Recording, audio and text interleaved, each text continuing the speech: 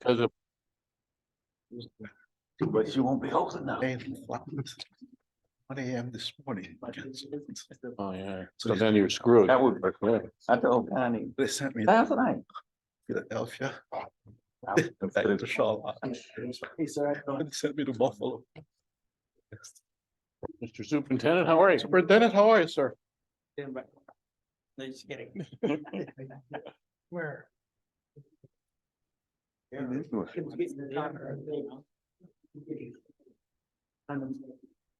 Yeah, right. Yeah, I told her, I would. Yeah, I've got the response to the city. I made some changes in that. So we can talk about that after the meeting. Right. We can get that out of here. Okay. That letter that you're proposing, and then I got a couple of minor changes for this report to the, too. Okay. So, And then we'll deal with all of that after the meeting's over. yes, So you can, because you need to get it going. yes, got it. So,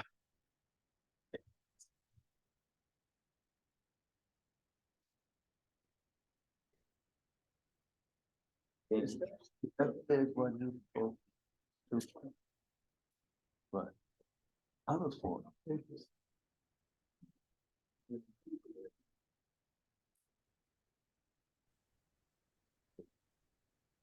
so we're looking, there's, Kim Jones. There's Sean. We're looking for Rich, I think, aren't we? Rich Barron. So far, not here. Rich is the only one missing, right? Yeah, we'll give him a minute here, about ready to start.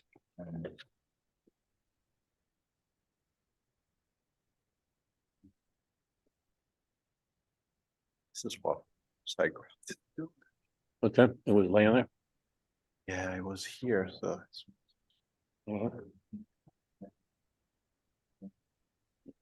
I guess that's my, I don't Yeah. remember it actually.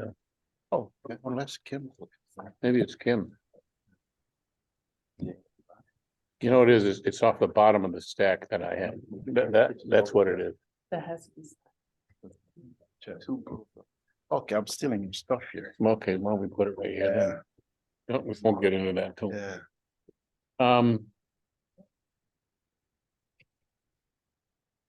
Give it another minute here and we'll start, folks.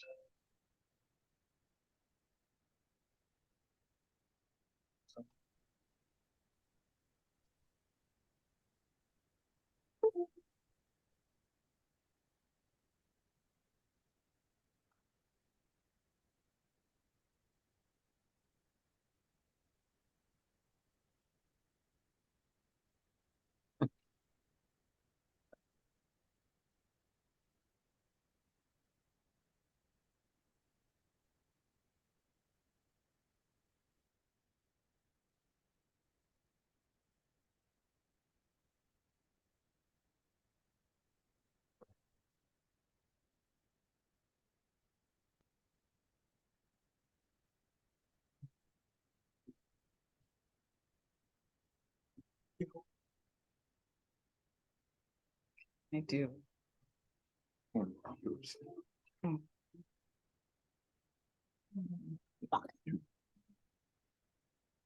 In public. With all my running, do you find that's really to help me out? Today's so not unfocused. Yeah. We'll deal with it.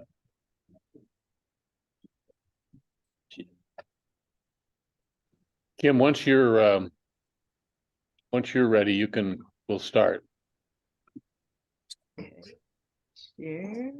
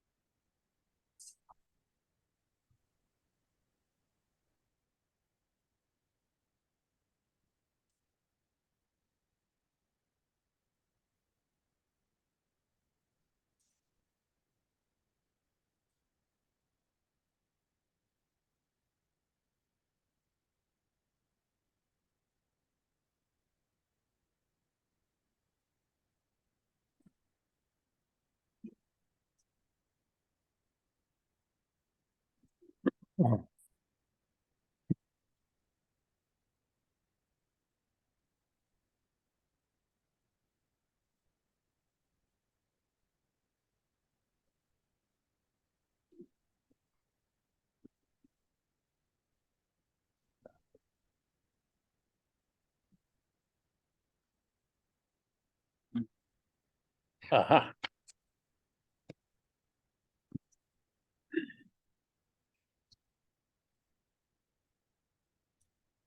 Yeah, Sean, great.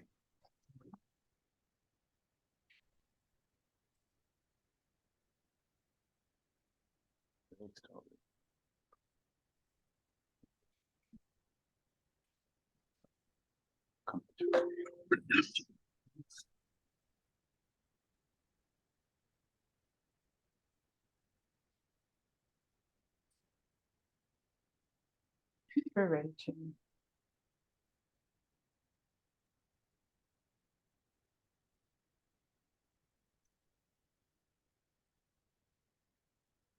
We're looking for the minutes, is that it? Nope, we're ready, I Jim. think we're ready. Oh, okay, Right. good, cool. Good, let's call the meeting to order then. We're ready technically and hopefully otherwise.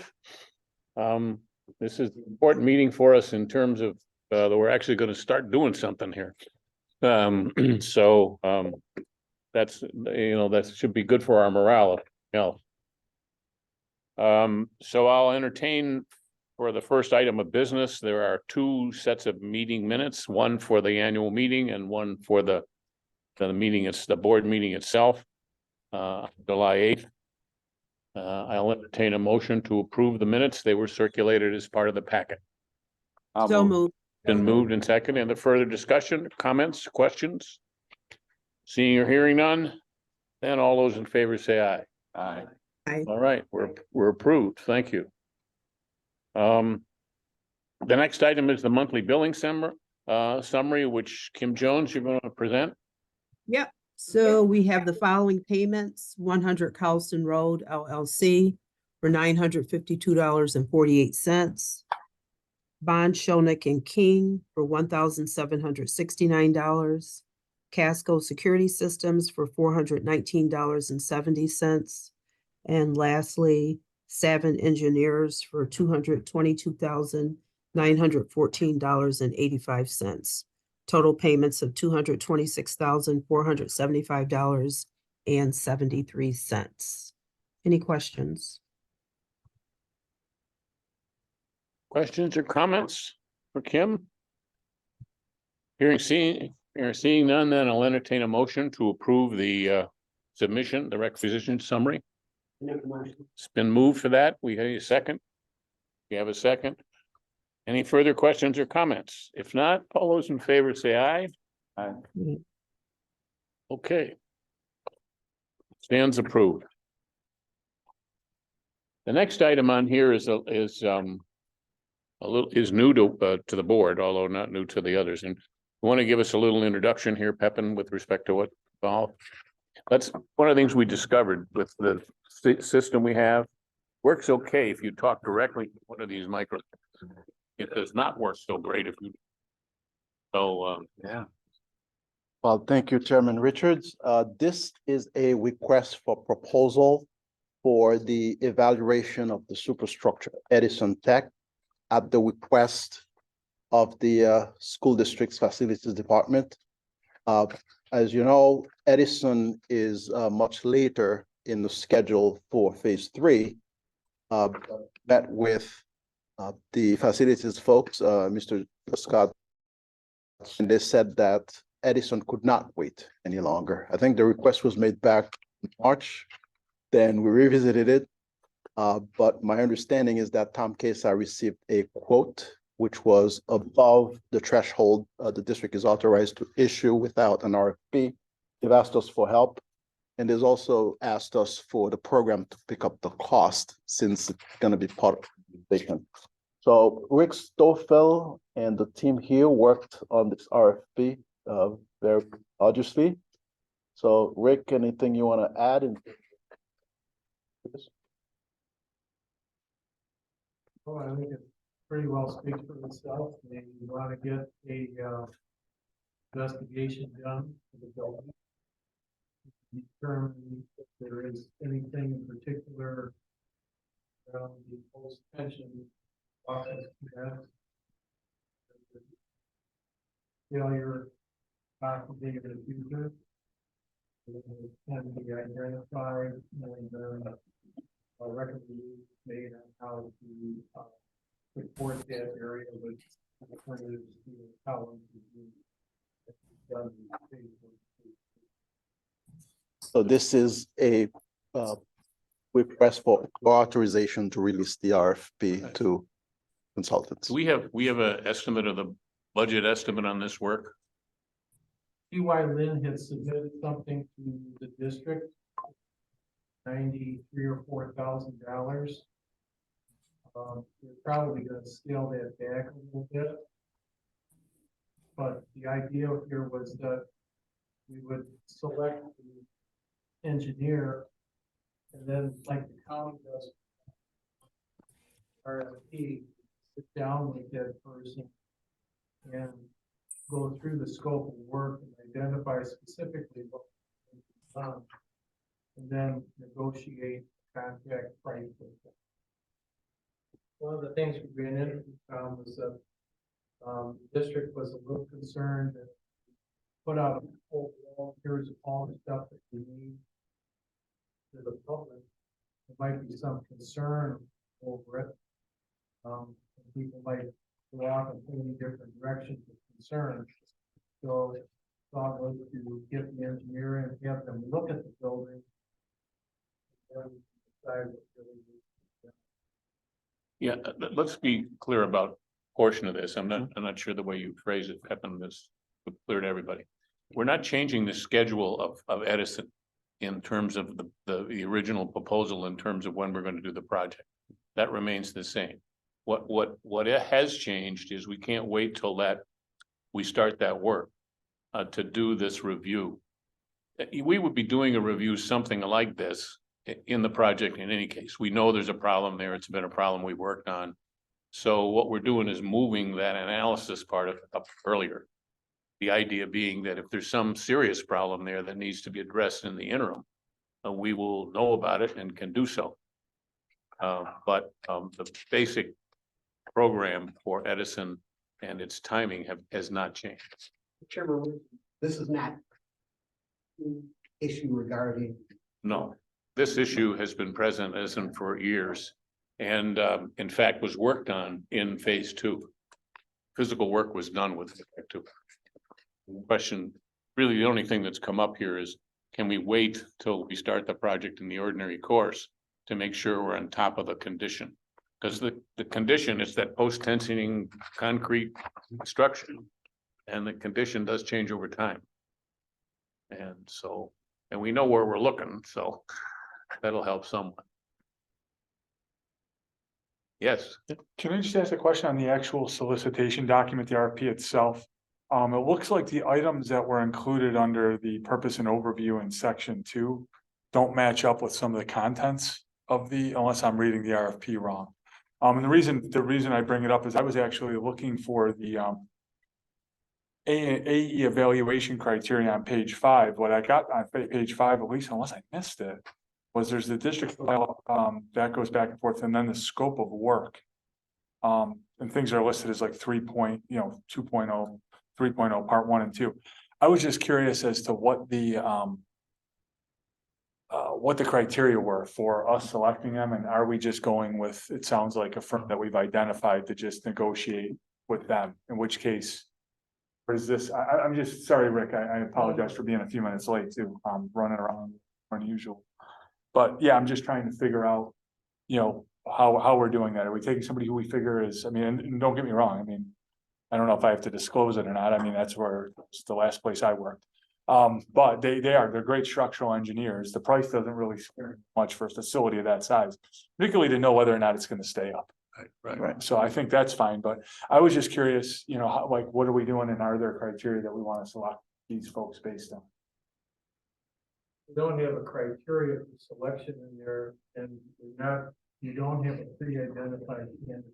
Okay, This is go out to the general public, okay, and we're kind of hoping we can even get inquiries from places outside of Rochester. We're trying to look for a very good structural engineering firm to come in and be able to help us Yeah. actually identify what we should be looking at, and also the methodology. for the Mhm. check. okay, The, as you know, Richard, this type of failure is pervasive in the business. In fact, the city's South Avenue garage, that's what caused it to fail. Yeah. And continues to be worked on to this day. right, So, we should be able to attract some broad expertise, because there are engineering firms out there, I know, that have developed, unfortunately, a specialty in this problem. and pre and post tensioning, yeah, Yeah. okay. Well, I would just add table of contents, unless I'm not reading it right, but just matches up to it. Yeah, we will. Yeah, we'll take a That's all. closer look at it. Yep. Other than that, I looked at it, like I said, other than the criteria, if we were gonna mention what we're selecting now, it just would be good. That's the only thing I didn't see in there. The rest of it all Yeah. thought made perfect sense. I actually appreciated the short descriptions of the RJ SCB and, you know, the other parts. I was like, oh, nice. Somebody's just like, they can look it up on their own if they're dash. Yeah. The background. Rich, we had, I gotta go back through this again, because I think that it's like it may not be the newest edition. Okay. But they were going to be asking for specific examples of buildings that these places have done, and also the content of their, you know, the scope of their. Part of the work, just to see how much they really could dig into. Yeah, I think the substantive elements are all there. Like I said, I would. It'll go to as the selection criteria. And, hey, what do I gotta do to win this? Okay. So, anyway, I'm good with it. Good. Any other questions or comments? You're getting ready to send it out, we can pull you a certified list of firms that are certified for structural and supply. Good. Okay. So we'll put them on the list. Yeah, thanks. Sure. Other questions or comments, suggestions? Seeing or hearing none, then I'll entertain a motion to authorize the request for proposals. I'll move it. It's been moved. It's been second. Any further comments or questions? Hearing or seeing none? All those in favor say aye. Aye. Good. Hopefully this, allows us to get our way through this in an orderly fashion, but if it doesn't, it doesn't. The next several items on here are board policies. I'm going to have Von Scheniken Ed lead us through these in terms of the changes. They're basically the same as they've been all along. We need these policies. This is a public board here. We act in a public way, and we need to make sure that we follow a practice that is clear and to which we can be held. We have been following in this to date, but it's important actually that we reenact these things now with a few minor changes that you'll hear about, because we're about to start really business here, where we're spending major money and letting contracts and doing the kind of things that are most serious. So with that, Ed, how about leading us through the packet here? Sure. We're going to start with 4 and go through 11, but I want to start by thanking Kim Mitchell because she's incredibly organized and was able to dig out policies, the latest versions, and we were able to update them with her help. So thank you, Kim. So these aren't really seismic changes to these policies, you know, as Tom was describing, these are really fall in line with good governance. We updated the language concerning the enacting legislation to include the fact we're in phase 3. And we reviewed for best practices and any legal updates, for example, in the realms of public bidding and the public bidding laws under general municipal law, section 103. Some of these personally affect you as participants on this board. So if you have any questions, we can discuss. Tom, I don't know if you want to take these all together or if you want to vote each as we go through. I'm thinking of taking them all together, but we'll see whether there's a reaction to it in some fashion. Well, how people feel about it. But you can keep going. Okay, so the first is, this is number 4, approval of revised responsibilities of the board member policy. And this deals with conflicts of interest, duties of loyalty, real or in appearance. And the only changes that were made here is we added language regarding actual or perceived conflicts, and we strengthened the definition of conflict, and that's down under the duty of loyalty in Article 2. So I'll stop there. If there are any questions about that, I'm happy to answer them. If not, I'll move to the next one.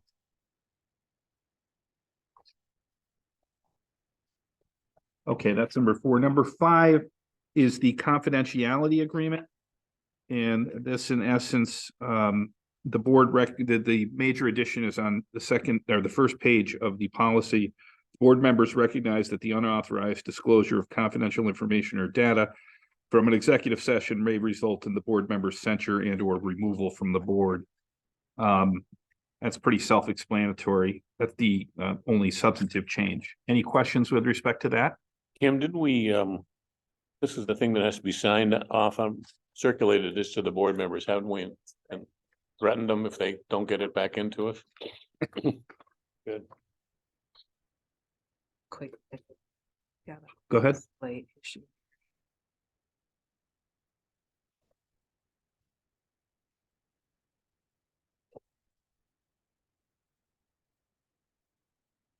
All set? Okay. The next is the Code of Ethics policy, which you're required to sign. And again,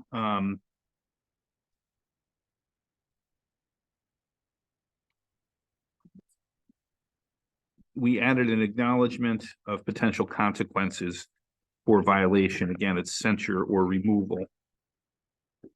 And the acknowledgement is on page 8. That again will be signed. Any questions about that policy? Number 7 is the communications policy. This in large part concerns information that are records maintained by the board and how they're made available to the general public. There's 2 substantive changes here to the communication policy. One concerns the time set aside for public to address the board. And right now, at its discretion, the board may elect to limit each speaker to 3 minutes and limit total time for all speakers to 60 minutes. And we've added some language in there about a speaker may not cede their time to another speaker. And then the other thing is with respect to making available records prior to the board meeting, unless it's an emergency, we say 24 hours prior to the meeting in which the records will be discussed. And on that one, on number, I guess would be clause 2.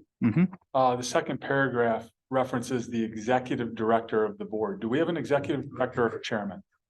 So technically, we don't have an executive director, and you're going to see that in a later resolution where it's kind of interchangeable, chair, executive director. It leaves us the option, though, to have an executive director at some point, I believe, Tom. It does leave us that option. We decided that, or I guess I decided that the functions of the executive director could be divided between Kim and Savin. Okay. And I didn't think we needed an executive director. It's expensive, and you know, to some extent, I wasn't clear on what was being contributed there. Now, to be fair, the need for executive director when this whole process started back in phase one was much clearer. I mean, because you were starting from the ground up, nothing was in place and, Time. nothing was done. But since we've inherited a structure here, and a physical place, it was, but if I'm proved wrong, if we're not keeping up administratively or not doing what we need to do, then we can change that. But that's the way it stands now. Yeah, I was just asking because of the nature. I'm like, I just hadn't seen Yeah. that term before, so. No, it's a good point. It's a good point. Played sure that we switched the term. Okay. And that leads us, Rich, actually to the next resolution, which is number 8, establishing the budget. And the update to this particular policy and company resolution clarifies the duties of the treasurer, the executive director, and the chair with respect to budget development. So as you can see on the actual policy, there is the opportunity to include an executive director, or at least for the chair to act in the absence of the executive director. So we made that change consistent with the flexibility that Tom just mentioned. Thank you. Okay, any questions on that policy? Okay. Number 9 is procurement disclosure policy. In essence, this governs behavior by potential vendors to the RSMP and their ability to contact members of the board and to engage in other, what we refer to here as prohibited activities. We really didn't make any substantive changes to the policy as it existed, just updated it to reflect the enacting legislation to include phase 3, but no other real substantive changes to the procurement disclosure policy.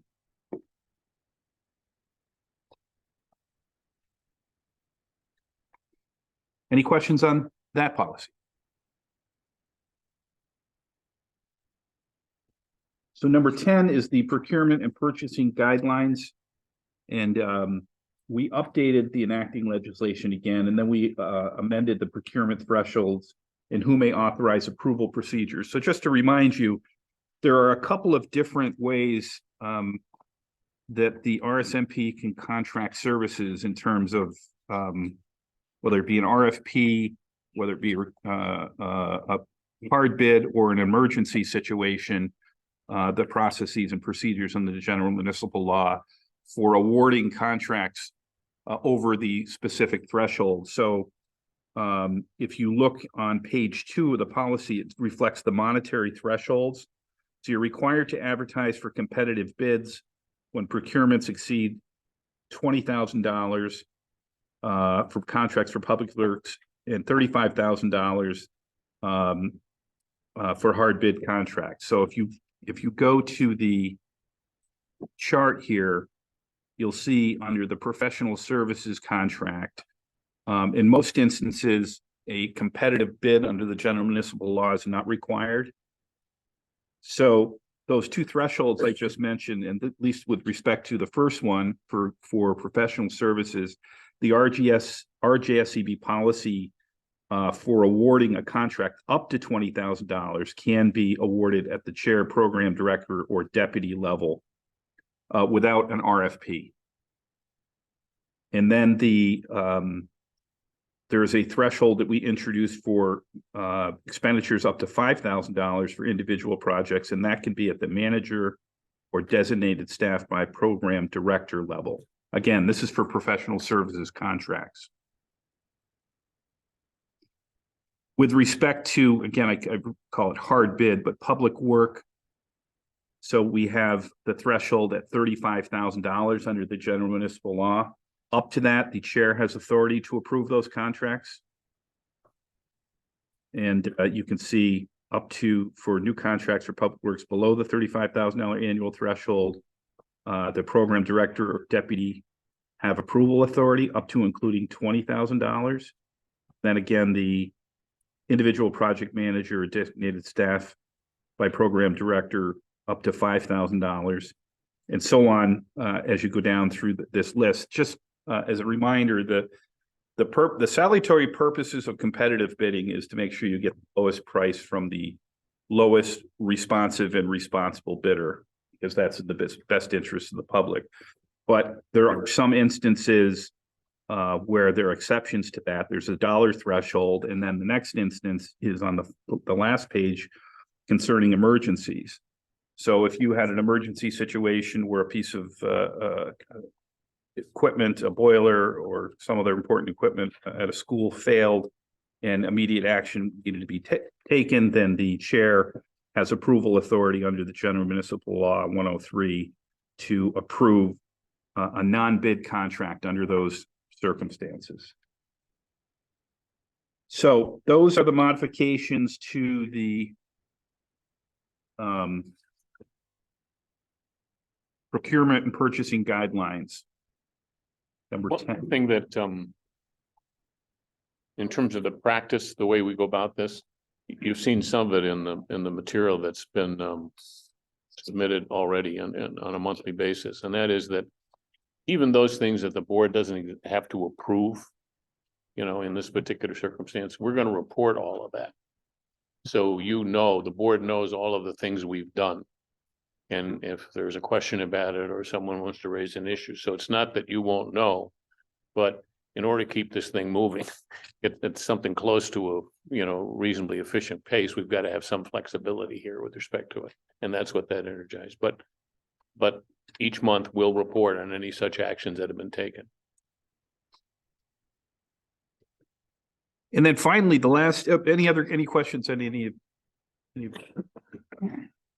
So the last item concerns consent agenda. So the consent agenda are items that are submitted to the full board prior to the meeting that don't require debate or discussion, although any member can request that something be removed from the consent agenda if they want to have further discussion on that. So all we did there is add a time limit of 48 hours for items to be added to the consent agenda, giving people a little bit more time to consider those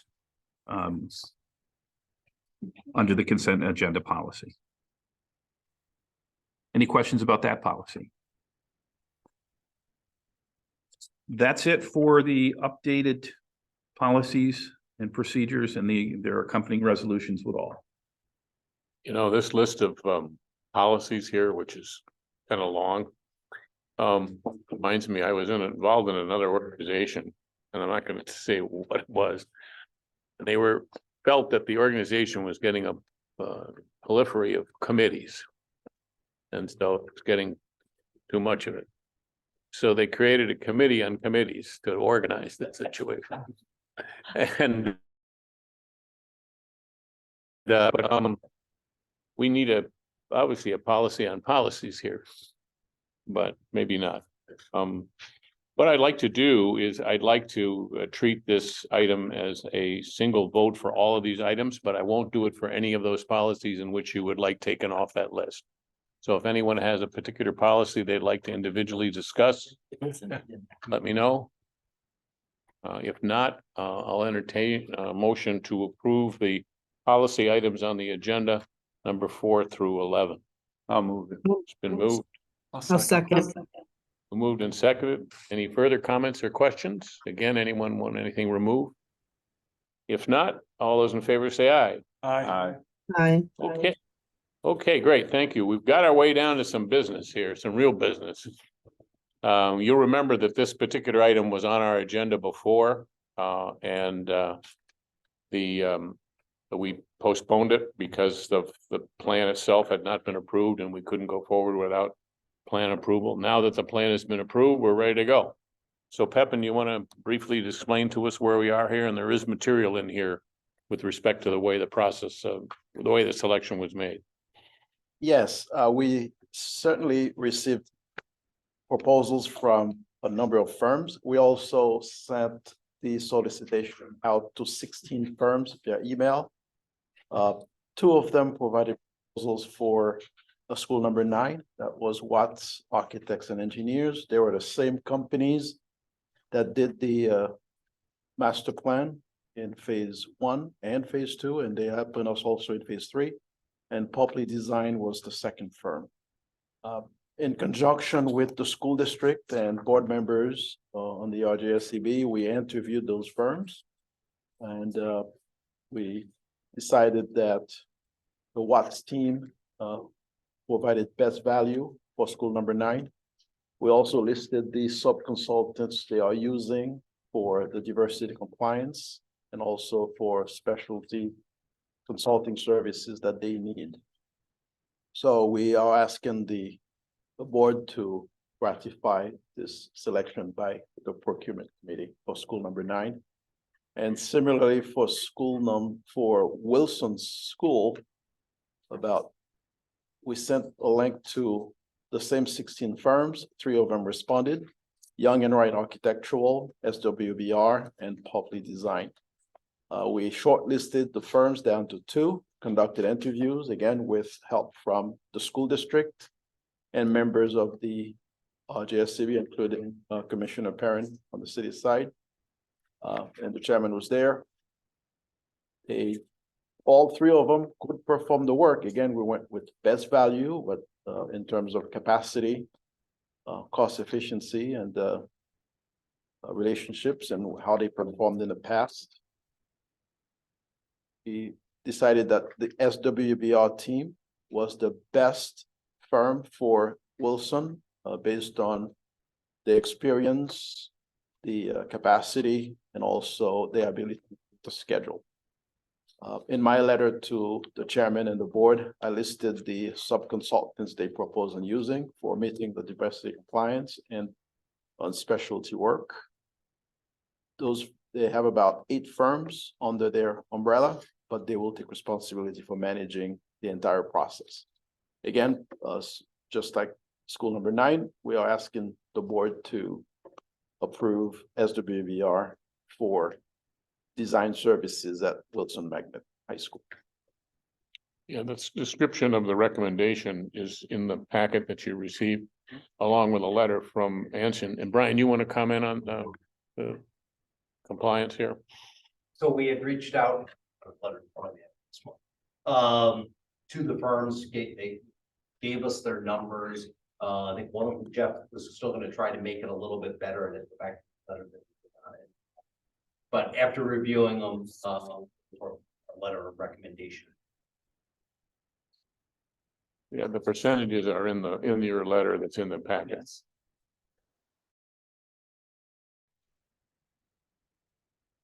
One of the Have to bring them this one. it's in the packet.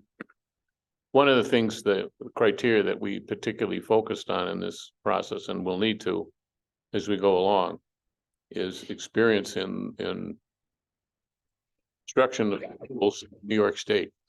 It is, as we know, a unique experience, highly regulated by the state of New York, very rules-based. We're particularly covered by that because of the financing here, but it would be true even if the district was doing this on their own. So one of the things we talked about and we'll need to insist on all the way through here is that the people we select for this particular job, portion of the job, have experience with respect to New York State. And because the architect and engineer particularly hits on that issue. You know, they're of the consultants we hire to do this, they're the principal interaction.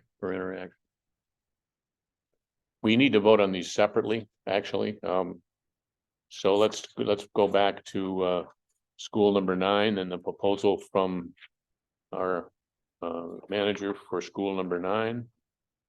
Any questions or comments about it? Yeah, Mm-hmm. Brian. Suppose their certificates. We look at the time. You know what I mean? Yeah, so we verify that they have it at time of contract. So under 15A, ultimately they lose it later on. Covered for their existing amount of the contract, not if it was a change order. So if they're engaged and they lose it a year from now, we are seeing a lot on the W side, a lot of decertifications are going on. And we also check it on the pay app side when it's going, but we check it at award for that. But then there is a change to it during the course of it, the original dollar amount of the contract. Right. Yeah, and it's a good point that you raised, because this stuff is going on for years. And there will be changes that will occur. A tremendous amount going on right now. Calling it litigation on it. Of decertification of firms. We're pushing for more and more capacity. It's slightly counterproductive what's happening at EST. Of any, Women's builders exchanges and organizations that looking to bring litigation on it. Certified. what type of, is there a particular type of sort of? Yes, so it's on the trade side. They're saying that the women majority owners, if they're not either licensed or in the field doing it, that they're now going to decertify them, where historically you could be an electric firm and the female owner could know all aspects of it, but may not be licensed. But can bid and go out and do all the pieces and operate the business. There's now been a change that they're saying if you're not licensed, you're not doing certain things, they're going to decertify it. I think we're going to see some. I know there's folks looking at litigating. There's been a tremendous amount of decertifications of appeal, mostly all in the trade side. Where is this happening? I mean, what? Empire State Development, they do their recertification unit. They just got better at cleaning it up. What was 2 years to get certified, but there's definitely the amount of decertification. So we check it. We take their database every month, pull it into Anshin, and then scrub it to work with it on what we're doing, because it changes every month. Ones are getting added, dates are being increased and decreased, but there is definitely a lot. And right now it seems to be. Okay. Other questions or comments on this item for school number 9? If not, I'll entertain a motion to approve the recommendation. I'll move it. It's been moved and seconded. Questions or comments? Seeing or hearing none, all those in favor say aye. Aye. Aye. Opposed? It's carried. And now.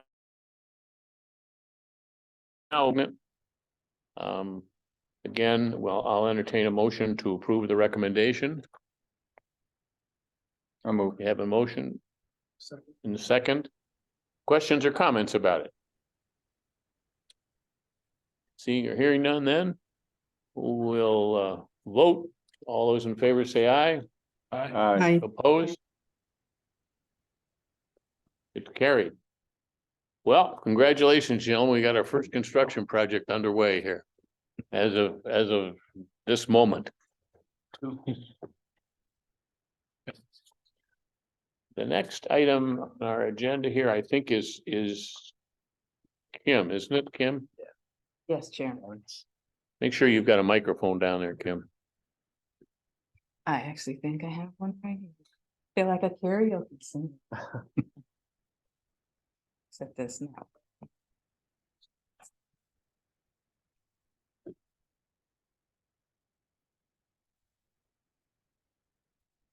Okay. Okay. This fund balance report is a revision of what used to be in the packet, fund balance report. And I worked closely with the district to get the numbers. This will be updated every month. We are now on a schedule for the third Thursday, or excuse me, the third Friday of every month to get updated information. So I will go through the report in detail and with a little more explanation this month, since it is the first time being in the packet. This last disbursement date is the date that the district has dispersed a portion of the loan amount to the actual cash capital account. And this amount of $500,000 was the last disbursement. Here you will see the actual amount in the cash capital account as of the third Friday of the month. That is $874,206. This current month's pay requisition is $226,475.73. When you subtract that from the cash capital balance, you get $647,730.27 remaining in the cash capital account. The total loan provided by the district, that is the loan through the first disbursement of 4.2 million and the 35 million approved. That gives us $39,240,000 total. To date, we have expended $2,300,000 of that loan, leaving a balance of $36,940,000. We had a budget approved in July. And this represents the RJSCB budget amounts for the month of July. These are the actual dollars for the month of July. And this is representing the delta between what we budgeted and the actual amount. And you see the same numbers here for August, the budget amount, the actual dollars, and the delta. So the total delta for Anshin is less than $4,295.25. Von Schoening and King, $10,045.50. For Landsman Utilities, and the utilities will only be showing for one more month. These are now going to be picked up by Savin Engineers. So this is through the month of August, and that is $84.24. Savin Engineers, it's $287,608.68 above budget, but the budget was not reflective of all the costs that Savin Engineers is absorbing. So that will be shown and reflected in the updated budget.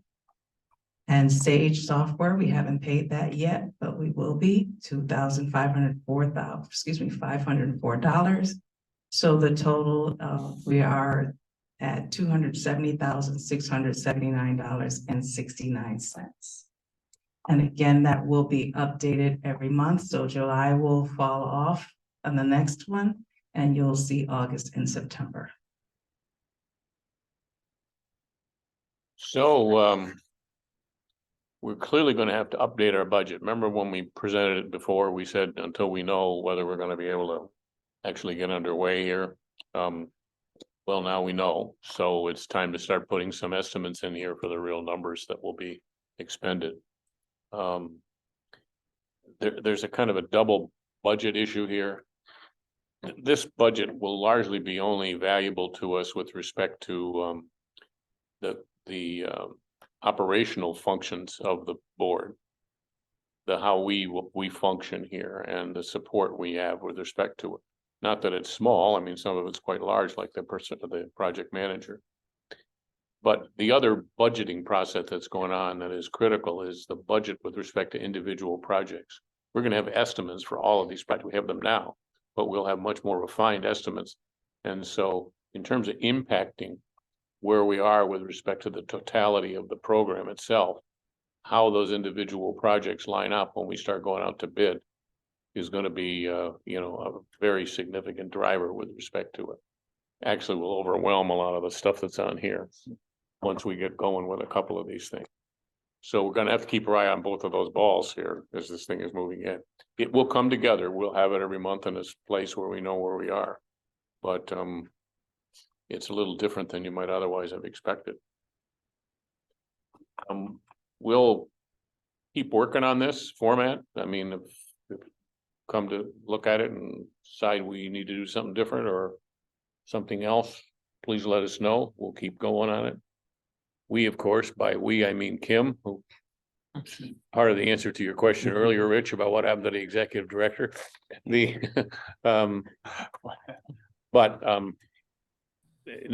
Kim has worked hard on this, and so have the people at the district.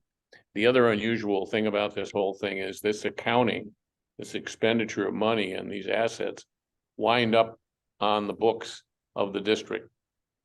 Because we wind up disappearing someday. Well, we'll go to our reward, and what will be left will be the result of the project. And so the accounting is important because they can't just take a lump sum. They've got to attribute it to various types of expenditures and what have you. So there's a real coordination process here, and it's important that we do it as we go along.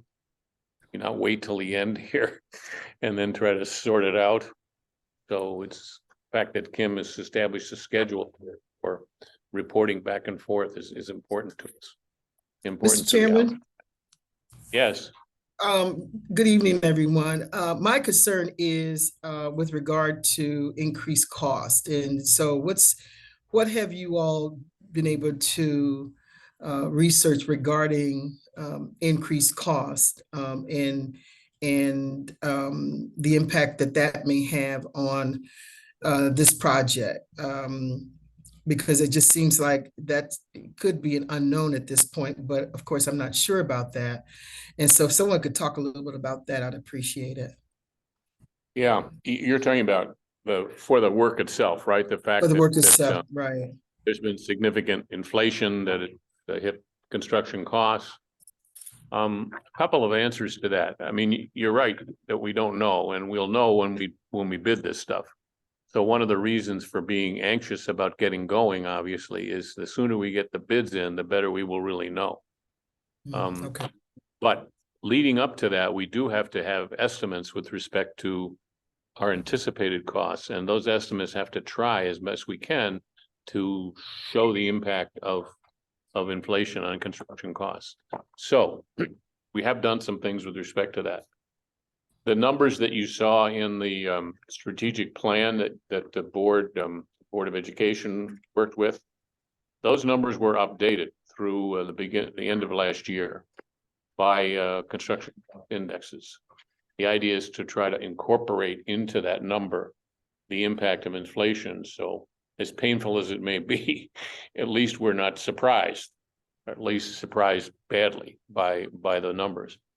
Again, those are estimates, and they only count when somebody's willing to do the work for that number. But it should take the sting out of it, President Elliott, so that we would have the ability to anticipate some of the cost. We have already had to make adjustments in the overall budget for the project to accommodate what we anticipate as inflation. So there were adjustments made in that plan that you saw that reduced costs by certain changing things, not doing things, the things you do to balance costs. Some of that has already occurred. And we're hopeful that there won't be a lot more of that. But now if you talk to people about the industry and read about it, it sounds like the rapid escalation of the costs has slowed down. Nothing's gone down, but it at least has slowed the escalation that's in the price of it. The numbers we got for instance, AE contracts were within our current estimate of what we thought it would be. There's some escalation in there from what it would have been 2 years ago, but the numbers that we got were close to the numbers that we anticipated. All right. That's a concern, but thank you very much. Mm-hmm. And we also estimated everything to midpoint of construction, to your point. Yeah. By factoring the escalation. And that's a valid concern. If you remember in Syracuse, their original budget for phase 3 was 300 million. And just last year, they added another 100 million to that same scope to kind of correct some of those issues. So yeah, that would be devastating, obviously. You really couldn't do it. But we'd have to, we're hopefully not anticipating that. Okay, Thank other you. questions or comments? That gets us to the program manager's report. Thank you, Chairman Richards. So we're going to start with this month's financial summary, in addition to what you and Ms. Pitcher reported. And this month's summary continues to show the initial budget allocation for each of the 6 projects, and also the incidental planning expenditures spread across each of the projects. As you mentioned, Chairman, the amounts listed are placeholder budgets for now until funds are fully encumbered and contracts are issued.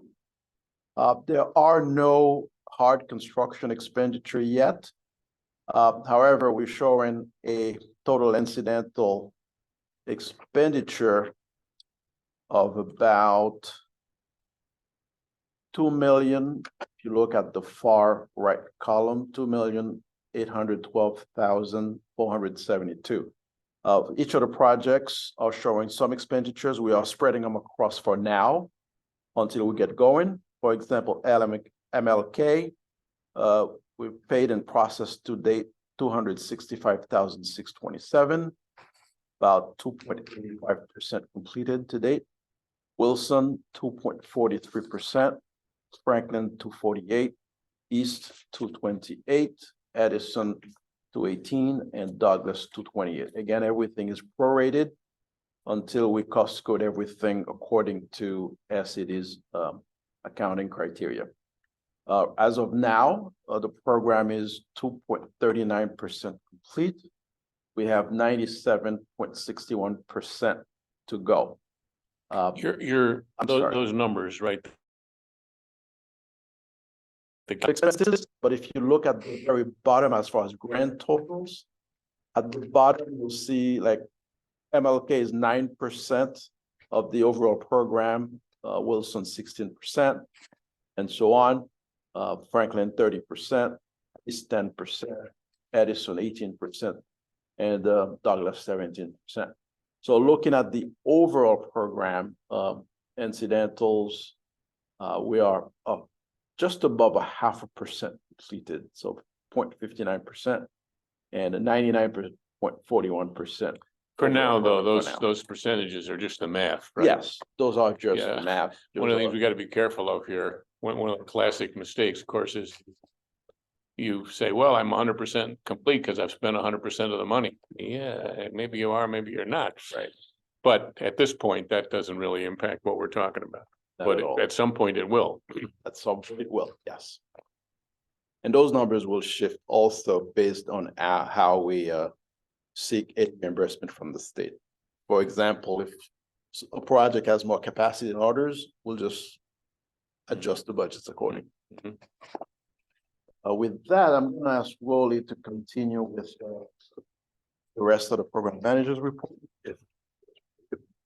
If, can you start with just some examples?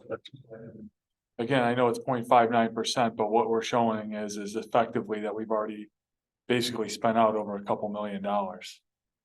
So Yeah. what are some of the examples of those incidentals? Program management costs. Okay. And as part of our cost, we're also carrying the RJSCB's operating expenditures. Okay. We're going to be able to pay the rent. So that's the bulk of it. Is that, bulk of it. and that goes back to the report where you're showing yours is a pro rata 125,000 a month, but I'm not concerned about the delta this early on because of all the startup costs, right? So That is correct. And Okay. some of it is just reimbursements Right. for money we've financed. okay, so some of it's cash flow.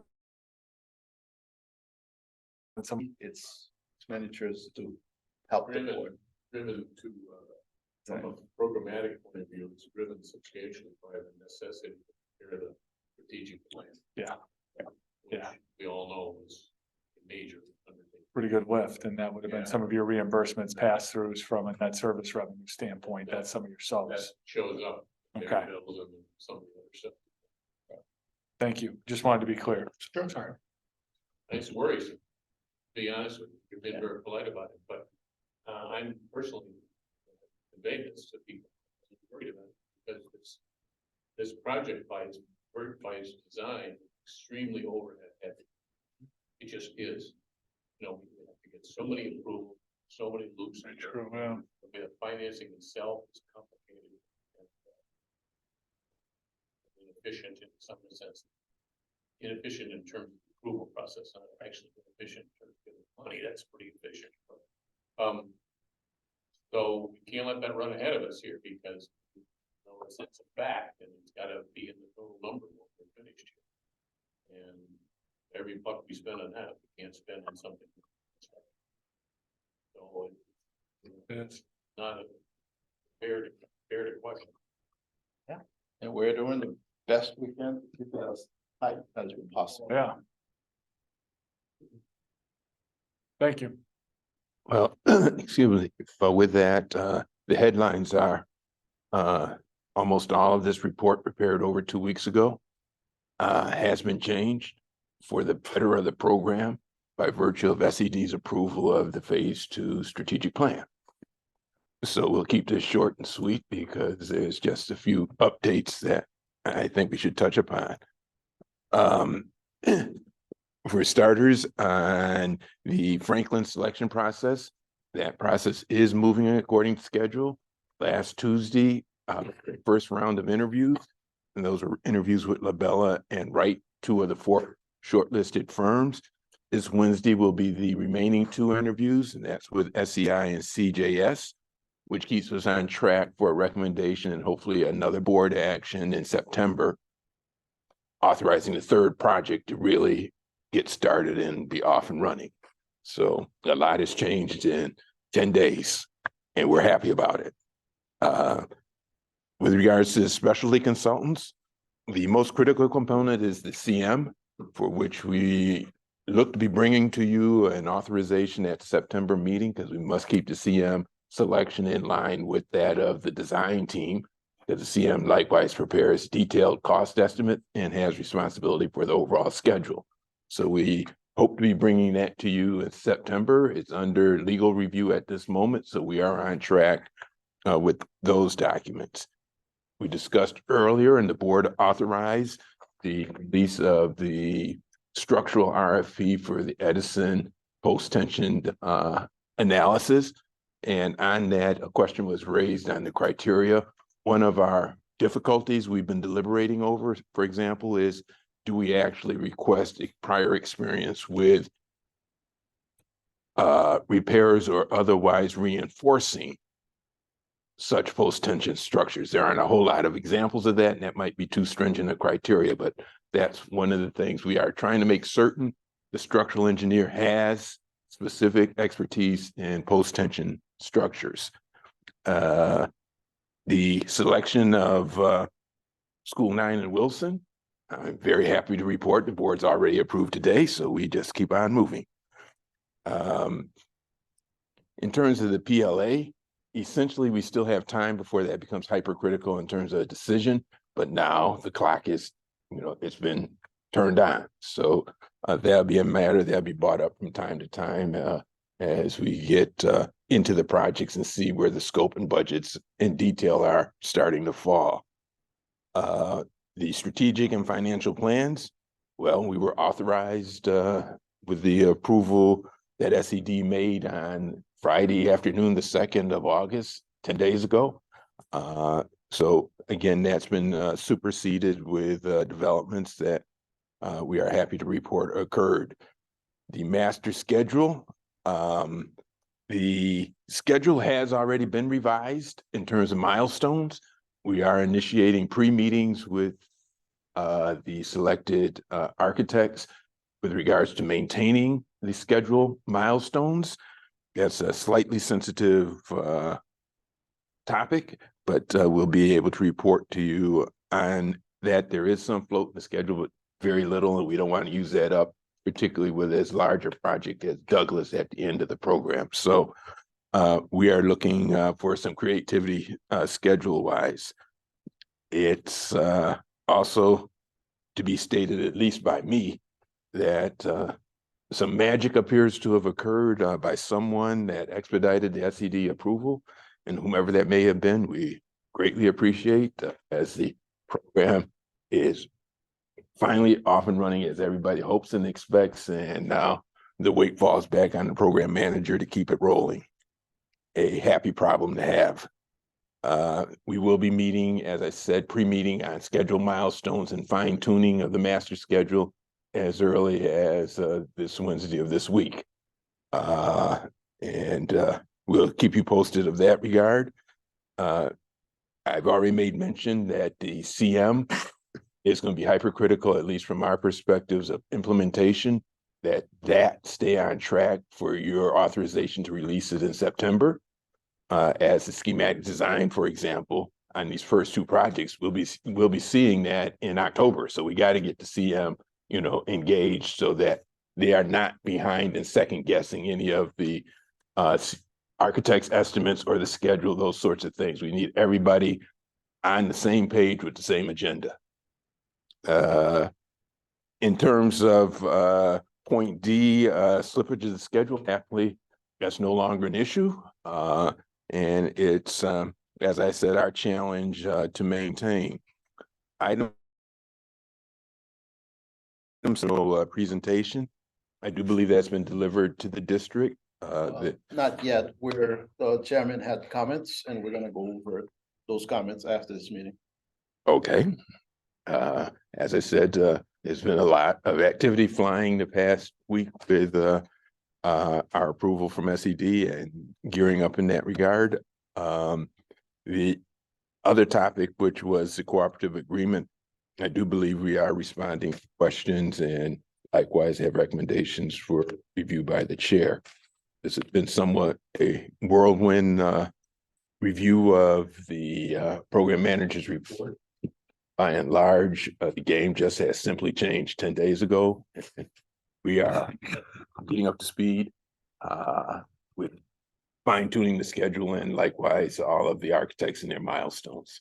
Because as everyone is well aware, and it's something that we touched upon indirectly with Commissioner or President Elliott's question, as opposed to the prior phases, there was one formal SED review.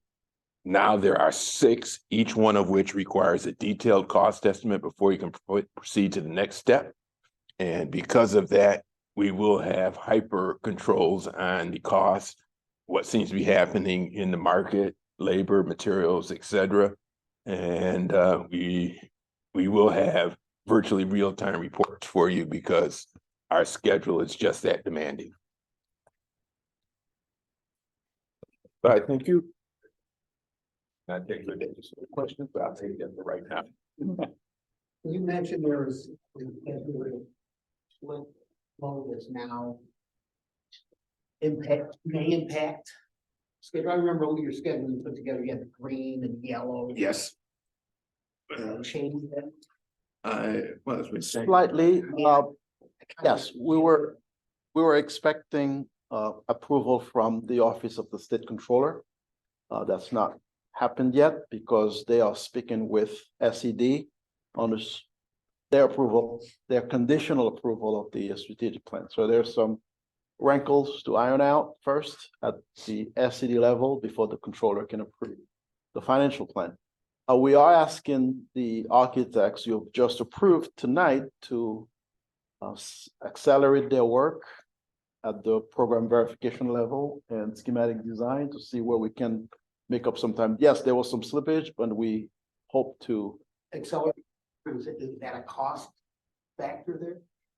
we're asking them to do it at no cost. The program verification phase of it. So that's part of our negotiation. I prefer not to look at it quite Right. that way. Yeah. They get more of their fee in less time. Exactly. So it's not. They're also, Yeah. these particular projects, because of the nature of this program has been going on for a number of years now. And because of the preparation of the detailed strategic plan, remember that strategic plan analysis of the condition of each of the buildings in it. So an argument can be made here that, well, you're obviously, if you're the architect of this project, you want to make sure you've got your own numbers in there because you're going to be responsible for it. But more work has been done in that regard than would ordinarily be the case. That they can at least look at. The other advantage you have, Chairman, is that you selected architects that have worked on the strategic plan. Like Watts has a leg up. SWBR was a sub to them. Both of them are very familiar with those buildings. So there's an advantage by selecting those two firms as well. Two things that Relly mentioned that I'm not sure we discussed before. One of them is that, remember the cooperative agreement? This is the agreement that executed by the district, by this board, and by the city that deals with the advance of money and the repayment of that money from the ultimate financing, some other issues like that. That's been approved by the Board of Education. It's been approved by us. It's pending before the city council who has to approve it. Kim Jones was good enough to make that presentation last week. As far as we know, it went okay. I couldn't go. I managed to contact COVID for another time. But Yeah, it actually went fine. And honestly, I anticipate approval next Tuesday. there were a couple questions they asked, but you know, perfectly legitimate questions for people to ask and just informational, and we're in the process of providing. So that little item will be behind us. It's been less critical to us because the financing is off a ways. Because the district has been able to come up with a lot of the upfront money here instead of financing it. So we had a little less pressure on that particular item, but good for Kim. Thank you very much, Kim. The other thing is, Absolutely. requested that we present a periodic report to the Board of Education. The first such report is due at the finance meeting on the 20th of April, or excuse me, April of 20th of August. And we're in the process of finishing the preparation of that, and we'll send it to the board shortly. When we get it finished, we'll circulate it to everybody here, so you've all got it. It was, you know, I think about it too, Kim Mitchell. The papers, the presentation we put together for Kim Jones to use with the council, we ought to circulate that, did we? We did not. Okay, we'll send you a copy of what Kim used to make her presentation. It's not going to be news to anybody in this room, but it's nonetheless, you may want to look at it. Okay, other items of business to come before us. Seeing or hearing none, thank you very much, ladies and gentlemen. We'll stand adjourned. Thank you. Yep.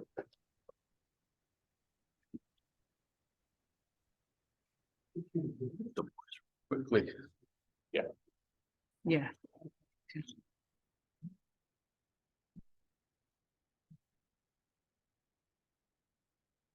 I'm glad you got over COVID.